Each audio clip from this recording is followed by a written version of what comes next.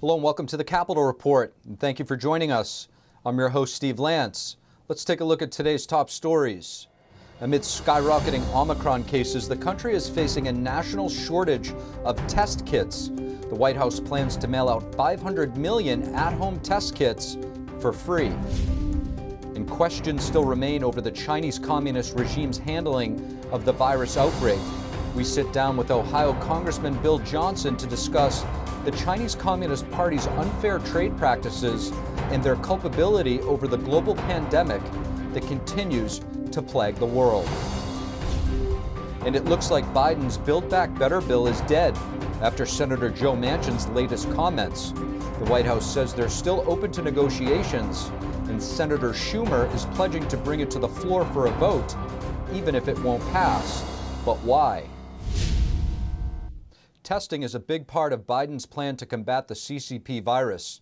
Yet many Americans say they have nowhere to find testing, and there is a national shortage of test kits. President Biden yesterday announced a move to address it. The federal government will purchase 1/2 billion, that's not million, billion with a B, additional at-home rapid tests with delivery starting in January. The U.S. is mailing out 500 million at-home rapid test kits for free. Additional test sites and vaccination sites will be set up as well. Biden plans to deploy 1,000 military personnel to hospitals in January and February. This comes after the country reports the first Omicron-related death. The CDC says that the new variant now accounts for over 70% of cases in the United States, up from just 3% last week. This week, Washington, D.C. and Atlanta have joined several other cities in reinstating mask mandates. CCP virus cases have been skyrocketing across the country. Public health experts say there could be record waves of infections, and several U.S. lawmakers have also tested positive for the virus, aside from being fully vaccinated with a booster shot. Most say they are experiencing mild symptoms. On Capitol Hill, 3 lawmakers recently announced they've tested positive: Senator Elizabeth Warren, Senator Cory Booker, and Representative Jason Crow. The White House also confirms a mid-level staffer who President Biden recently interacted with has tested positive for the CCP virus. The White House says they will be monitoring the president closely. Maryland Governor Larry Hogan, who is also a cancer survivor, tweeted on Monday that he has also contracted the CCP virus. And on Tuesday, Minnesota Governor Tim Walz says that he, his wife, and their son have all tested positive for the Chinese Communist Party virus.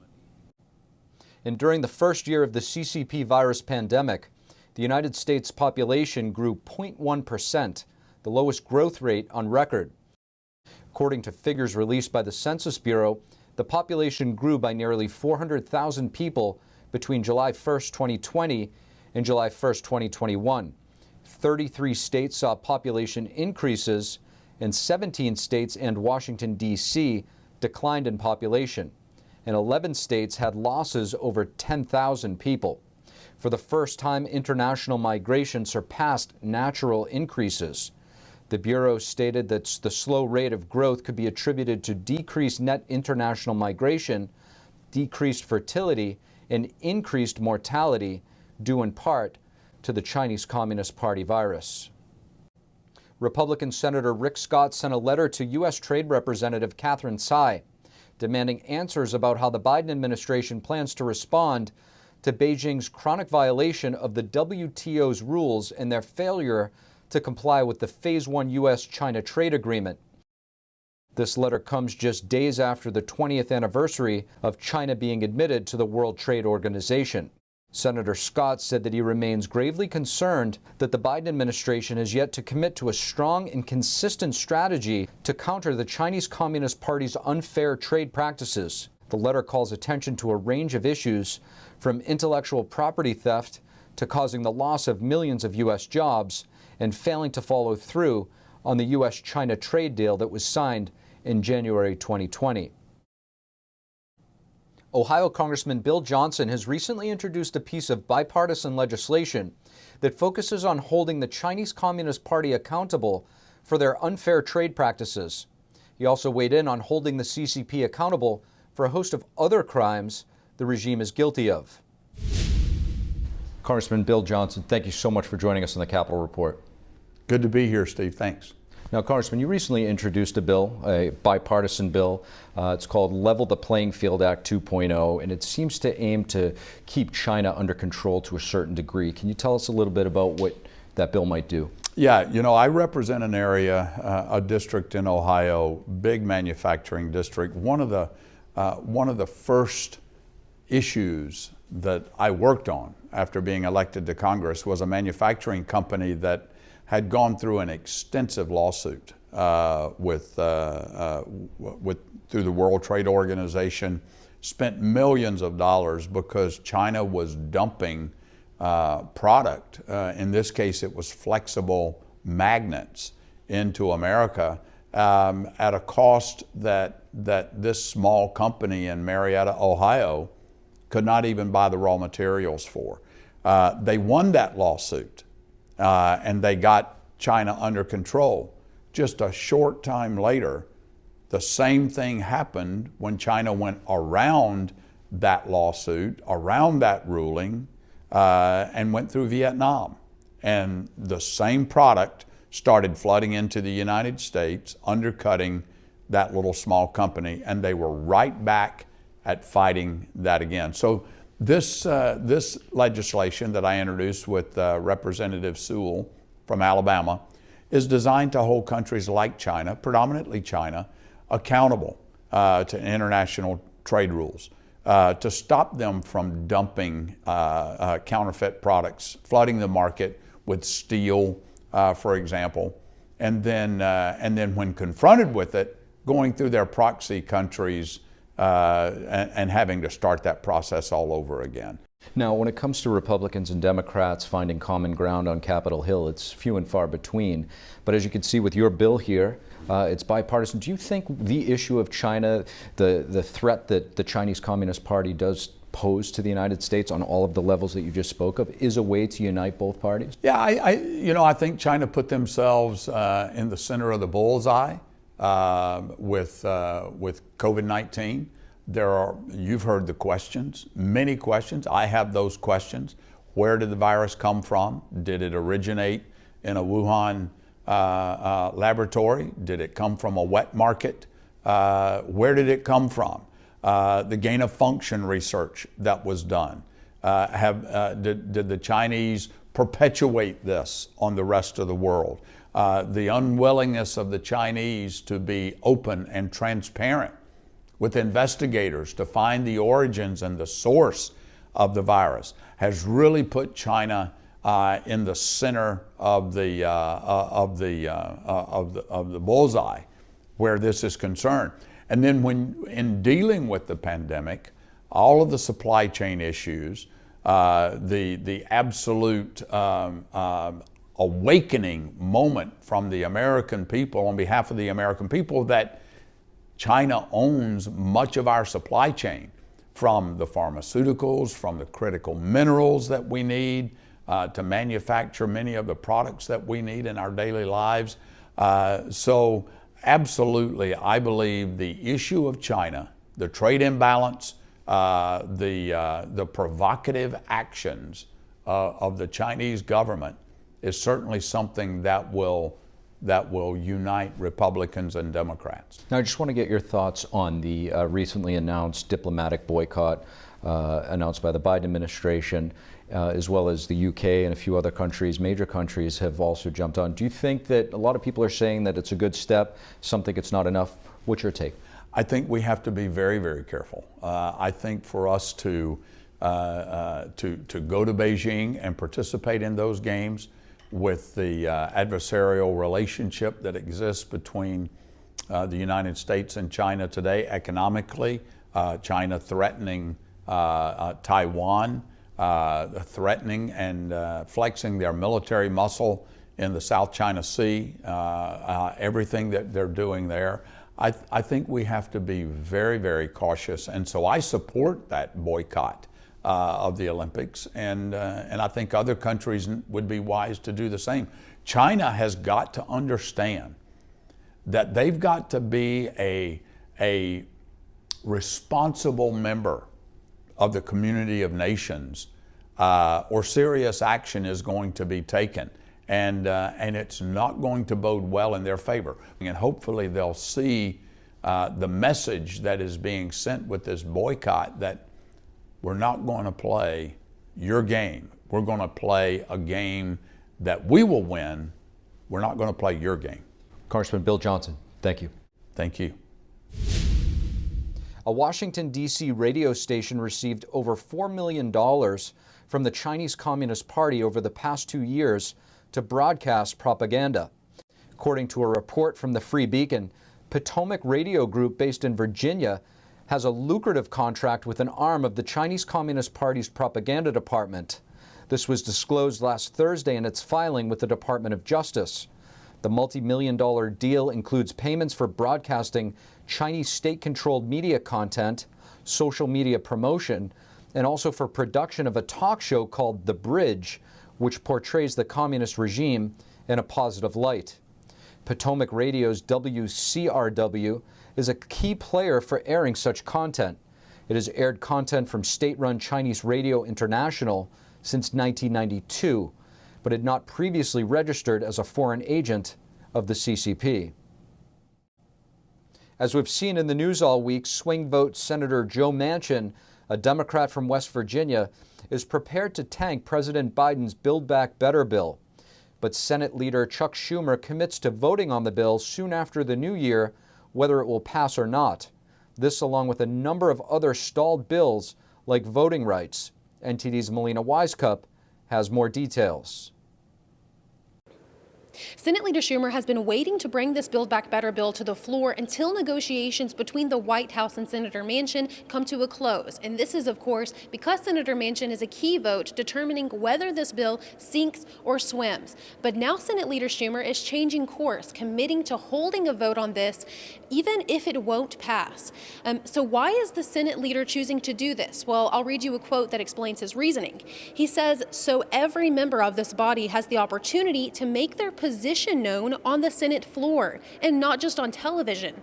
Now, of course, this is in response to Senator Manchin's comments over the weekend saying that he will not support this bill.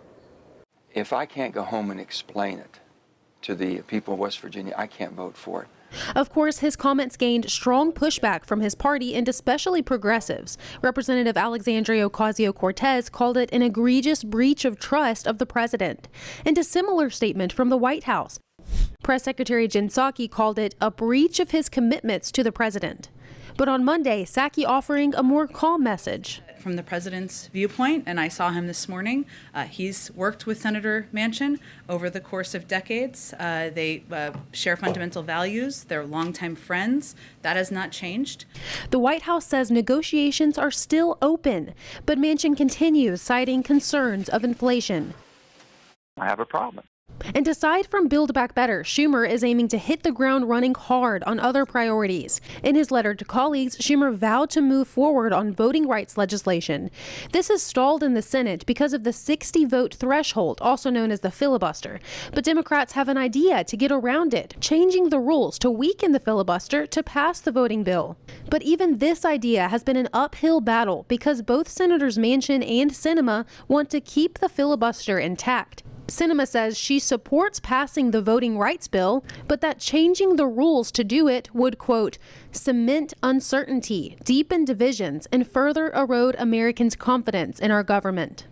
So it's clear that when the Senate comes back in session, they have their plate full of priorities to handle, from voting on the overall Build Back Better bill to voting on the filibuster and voting rights legislation, as well as immigration. That's another question that Senate Democrats have to take up. That is, will they choose to side with the Senate Rules Advisor and strip immigration reform from this Build Back Better bill, or will they choose to ignore her advice and choose to keep immigration reform in this bill? So it's clear that Senate Democrats have some big decisions to make kicking off the new year. And coming up, with gas prices still painfully high throughout the country, the United States is now relying on foreign countries like Russia for oil imports. To talk to us about the ongoing crisis, we have energy expert Jerry Simmons. And the Secret Service is investigating the potential theft of $100 billion in pandemic relief money. And there's Christmas spirit in the nation's capital. We'll bring you a look at a holiday display that took the whole year to complete. That and more after the break.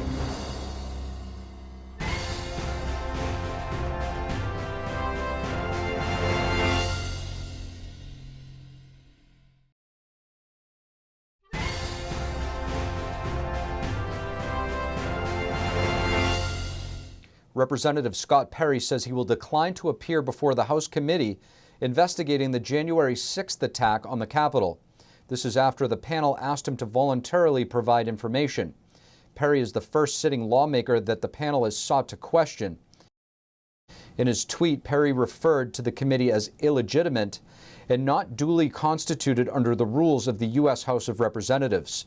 The committee was seeking to speak with Perry about his involvement in seeking to install former DOJ official Jeffrey Clark as acting Attorney General of the United States to further investigate widespread election fraud and to stall certification of the election results. And former President Donald Trump announced that he would be holding a press conference from Mar-a-Lago on January 6th. Meanwhile, House Speaker Nancy Pelosi announced that Congress would observe that day and prepare for a full program of events. Jerry Simmons is the president and CEO of Domestic Energy Producers Alliance. We spoke to Mr. Simmons about the state of the domestic energy production and some of the root causes as to why Americans are all of a sudden seeing some of the highest prices ever to heat their homes and fill their tanks. Here's a look. Jerry Simmons, thank you for joining us on the Capitol Report. I'm happy to be here. So Jerry, obviously right now we're seeing extremely high prices while we're filling up our gas tanks throughout the country. What are some of the key factors that you think have led us to this point? So worldwide, as we were coming out of COVID, demand really shot up much quicker than the supply could catch up. So that was part of the problem, number one. An example of that is in 2020, early 2020, we were producing 13 million barrels a day in this country. Now it's about 11. So 2 million barrels a day less production in this country right now. Now a lot of that I can claim is probably due to some of the Biden administration policies. You know, day one, he canceled the Keystone XL, a pipeline coming out of Canada that would have supplied the refiners on our Gulf Coast with the necessary crude oil that they could refine. So now they're having to find that crude oil other places, shipping it in from places like Venezuela. The Saudis are providing most of the oil for the west coast of this country, not using U.S. produced oil, and just different policies like that. So not too long ago, you've said that we were completely energy independent. So right now we're seeing a situation where we are buying a lot of oil from Russia. Why is that? Well, again, we've taken 2 million barrels off of our production in the domestic lower 48 in just the last year. So that's 2 million barrels a day. I think the most dramatic thing about Russian imports to this country, and they have increased for crude oil, but for me is natural gas. The largest gas field in the world is the Marcellus and Utica shales in the Northeast, Pennsylvania, Ohio, West Virginia. And because of restrictions on building pipeline infrastructure in the Northeast, this winter in Boston Harbor, you will see Russian-flagged ships downloading liquefied natural gas for the citizens of Massachusetts. So, you know, the Biden administration claims that they want to become completely independent, away from fossil fuels by the year 2050.